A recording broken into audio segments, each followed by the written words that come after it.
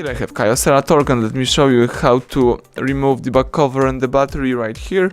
So how to accomplish the soft reset operation. Sometimes when your device is frozen or just hangs, it's very good to force restart on your device. So all you have to do is simply open the following protection. Let me swipe to the left by using your nail finger.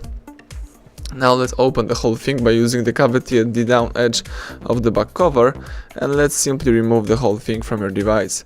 Here you can lift your battery to remove it. Let me do it, and let's just remove the battery for about 5 to 10 seconds just to restart your device, then put it back in exactly the same way. Alright, let's close the following protection. Let's swipe to close it. So let me do it right here. Alright, the protection is closed. So let's now press the power key to switch on the KYOCERA and to complete the soft reset operation.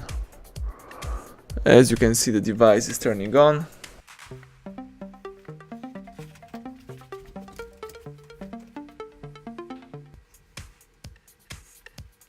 Excellent, now you can use your device. Everything went well. Thank you for watching. Please subscribe our channel, leave thumbs up under the video.